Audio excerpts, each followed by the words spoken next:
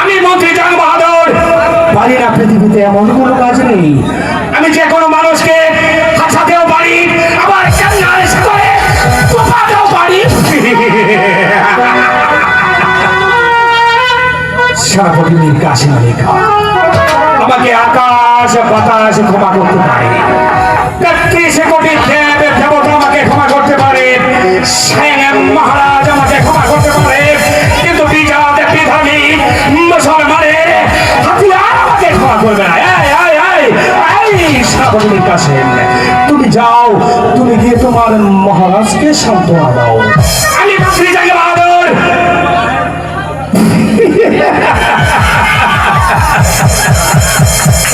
ঠিক আছে।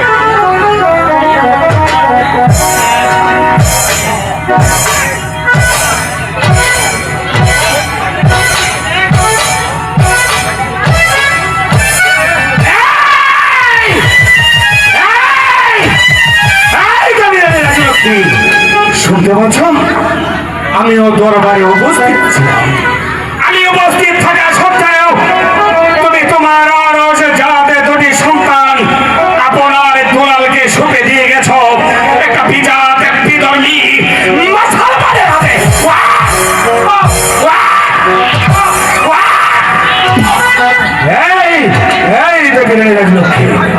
আমি কি পারতাম না?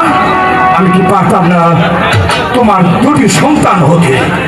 একটি সন্তানকে আমার নিজের সন্তানের নিয়ে লালন পালন করতে আমার ইচ্ছে করছে এই মুহূর্তে।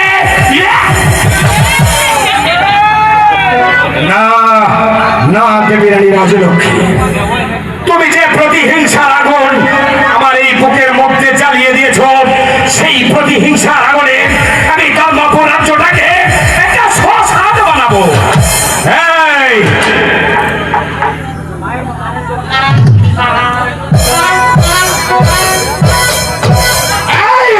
রাজলক্ষ্মী, তুমি মহারাজকে প্রতিজ্ঞা করিয়েছ সে যেন আর কোনোদিন দ্বিতীয় দ্বার গ্রহণ না করে। আমার প্রথম কাজ হবে রাজা ধীরাজ ধনপতি রায়কে দ্বিতীয় দ্বার গ্রহণ করানো।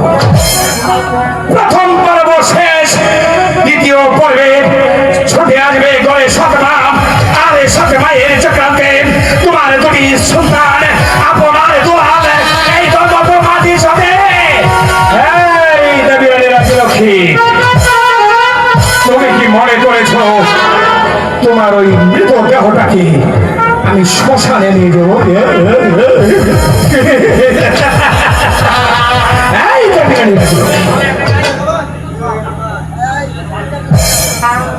আমি তোমার মৃত দেহটাকে ফেলে দেবো ওই নর্দমার স্তূপে, সেখান থেকে সিগারে সকলে তোমাকে বক্ষণ করবে, আর আমি দূর থেকে দাঁড়িয়ে আনন্দের হাসি আসবো।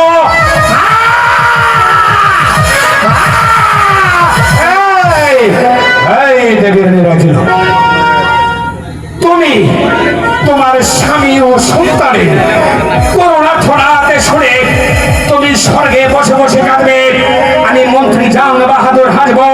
তোমার কান্না আমার হাসির দুই মিলে সৃষ্টি হবে মহাপ্রলয়। এই দেবী, এবার আমার তোমাকে সৎকার করতে হবে। এই যে আছিস, রুমকে পাঠিয়ে দে।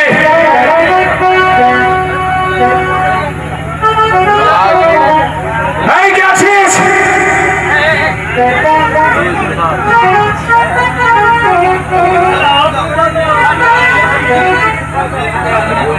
আসুন এদিকে আয়।